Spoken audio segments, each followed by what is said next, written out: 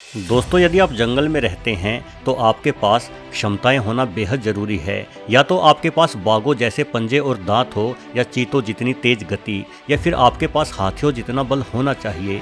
किंतु इन सभी क्षमताओं के ना होने के बावजूद भी इंसानों का वजूद जंगलों में लंबे समय तक रहा है, क्योंकि हमारे भीतर एक अनूठी खूबी थी जिसका मुकाबला कोई जानवर नहीं कर पाया। हम संगठित होकर रहना जानते थे। वास्तव में एकता सबसे बड़ा हथियार होता है जिसके बल पर कमजोर जानवर भी अपना अस्तित्व बरकरार रख सकता है। और ये हथियार सिर्फ इंसानों के ही पास नहीं रहा, बल्कि कई अन्य जानवर भी मिलजुल कर रहने का महत्व जान चुके हैं। जरा इनसे मिलिए। ये है मीरकैट। हालांकि ये बिल्ली परिवार से नहीं बल्कि नेवलों के परिवार से संबंध रखते हैं। एक बेहतरीन टीम वर्क कैसे होता है ये आप मीरकैट से जान सकते हैं। आमतौर पर ये जीव एक साथ करीब 20 की संख्या में झुंड बनाकर रहते हैं। हालांकि कई बार इनके झुंड में सदस्यों की संख्या 50 तक भी हो जाती है। मीरकैट छोटी सुरंगनुमा गुफाओं यानी बिलों में रहते हैं। ये खुद से बिल खोद सकते हैं, किंतु जो चीज़ छीनी जा सकती है भला उसके लिए मेहनत क्यों करनी। इसलिए मीरकैट मिलकर रणनीति बनाकर हमला करते हैं और चूहों, गिलहरियों या नेवलों द्वारा खोदे गए बिलों को कब्जा लेते हैं। मीरकैट्स के लिए भोजन का बंदोबस्त करना कोई ज़्यादा मुश्किल काम नहीं है, क्योंकि मुख्यतः ये छोटे स्तनपायी कीटों या सांपों आदि को खाते हैं, और यदि वो सब ना मिले तो ये फल या पत्तियों से भी काम चला लेते हैं। लेकिन खुद के लिए भोजन जुटाने हेतु इन्हें बिलों से बाहर तो आना ही पड़ता है, और ऐसा करना मीरकैट के लिए एक खतरे से भरा कदम उठाने के ही समान है।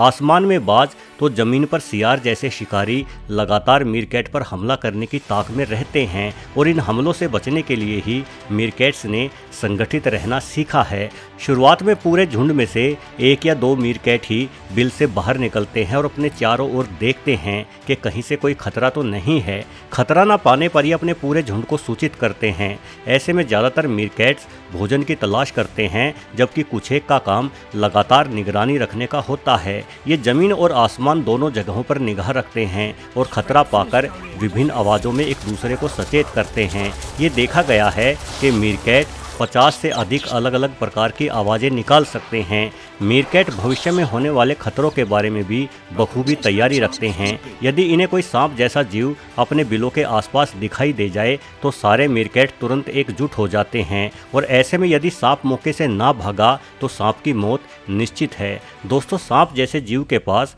प्रकृति का सबसे घातक हथियार यानी जहर होता है। इस जहर के दम पर सांप हाथियों तक को मार सकते हैं, और कुछ प्रकृति ने सांप को ऐसी आकृति में भी ढाला है कि सांप को देखते ही इंसानों के शरीर में भी सिरहन सी दौड़ जाती है। सांपों के प्रति भय जीव जंतुओं में भी विद्यमान होता है। जरा इस वीडियो में देखिए, यहाँ कुछ पक्षी एकजुट होकर ही सांप पर हमला कर रहे हैं। ये जानते हैं कि सांप जैसे जीव इनके अंडों को खा जाते हैं, इसलिए जब तक ये सांप इनके घोंसलों तक पहुँचे उससे पहले ही ये पक्षी इस सांप को सबक सिखाने की ठान चुके हैं। वैसे देखा जाए तो एकजुटता की शक्ति को जितना कीटों ने समझा है उतना किसी ने नहीं समझा।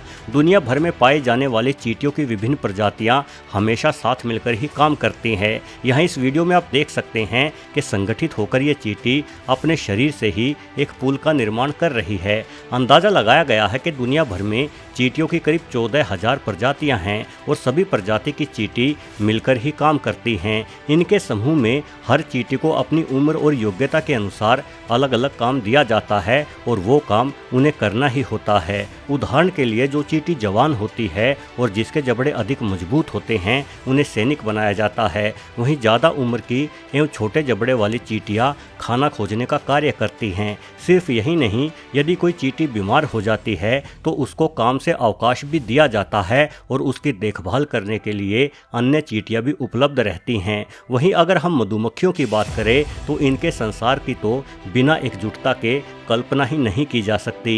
एक छत्ते में मधुमक्खियों की संख्या 50,000 से भी अधिक हो सकती है, और यदि कभी आपको इनकी एकजुटता देखनी हो तो सिर्फ छत्ते पर एक पत्थर फेंक देना, आपको मधुमक्खियाँ अपनी एकजुटता खुद ही दिखा देंगी। मधुमक्खियां सिर्फ मिलकर शहद ही इकट्ठा नहीं करती, बल्कि ये मिलकर हमला भी करती हैं और इनका हमला किसी इंसान के लिए जानलेवा भी हो सकता है। मधुमक्खियों की कई पीढ़ियां एक साथ काम करती हैं। ये माना जाता है कि एक कामगार मक्खी की उम्र मात्र 1 महीना ही होती है और इस पूरे जीवन काल में ये मक्खी मात्र कुछ ग्राम शहद ही बना पाती है। 1 चम्मच शहद बनाने के पीछे 12 मधुमक्खियों की उम्र भर की मेहनत जुड़ी हुई होती है। दोस्तों, अक्सर देखा गया है कि मांसाहारियों की तुलना में शाकाहारी जानवर कहीं ज़्यादा एकजुट होकर रहते हैं। इसके 2 कारण हैं। पहला तो ये कि एक साथ मिलकर रहने से शाकाहारी जानवर मांसखोरों से खुद को बचाए रख सकते हैं और दूजा, इनकी प्रजनन दर भी अधिक होती है। शाकाहारी जानवरों को भोजन जुटाने के लिए एक दूसरे के साथ लड़ाइयाँ भी नहीं लड़नी पड़ती, इसलिए भी एक साथ मिलकर आगे बढ़ने में इन्हें कोई समस्या नहीं आती।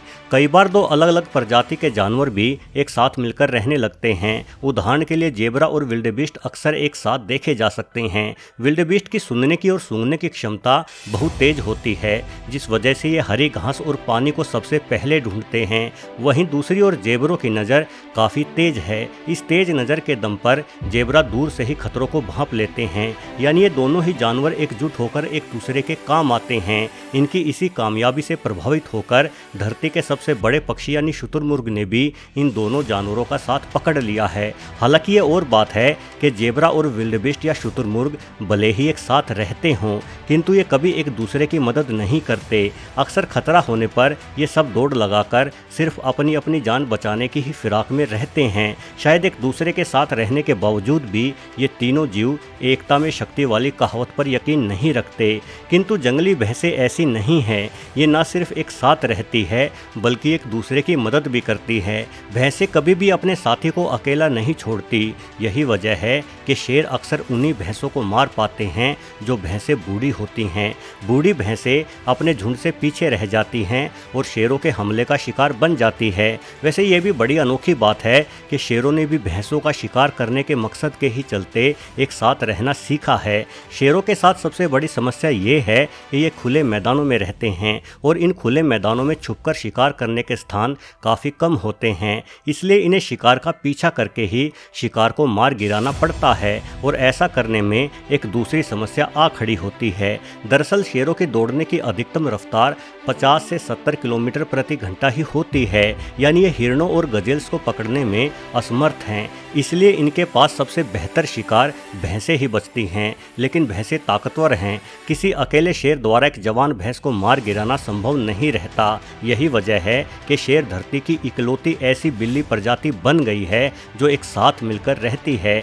ये जानते हैं कि इन सूखे मैदानों में यदि मिलकर ना रहे तो भूखा ही मरना पड़ेगा। वैसे एकता में कितनी शक्ति होती है ये भेड़िया भली भांति समझते हैं। भेड़िया ना सिर्फ एक साथ रहते हैं, बल्कि इंसानों की ही भांति इनका एक समाज भी होता है, जहाँ एक मुखिया नर और मादा होते हैं। पूरे झुंड में केवल मुखिया नर और मादा ही संबंध बना सकते हैं और बच्चे पैदा कर सकते हैं, किंतु बच्चों की देखभाल करने के लिए अनेकों सहयोगी मादाएं भी मौजूद रहती हैं। शिकार के दौरान मुखिया नर और मादा के संकेत सभी भेड़ियों को मानने आवश्यक होते हैं। जो नहीं मानता उसे बेइज्जत करके झुंड से बाहर फेंक दिया जाता है। शायद आप यकीन ना करें, किंतु यूं ही एकजुट होकर भेड़िए शेरों से भी बड़े शिकार को मार गिराते हैं।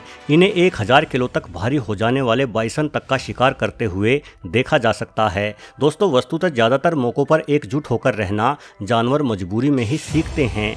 जो जानवर अलग रहकर अपना जीवन भली भांति नहीं जी पाते, उन्हें अपना अस्तित्व बचाए रखने के लिए ही एक साथ आना पड़ता है। लेकिन भले ही मजबूरी कहिए, सच तो यही है कि एक साथ मिलकर रहने वाले जानवर कहीं ज़्यादा बेहतर जीवन जीते हैं। वीडियो देखने के लिए आपका बहुत बहुत धन्यवाद।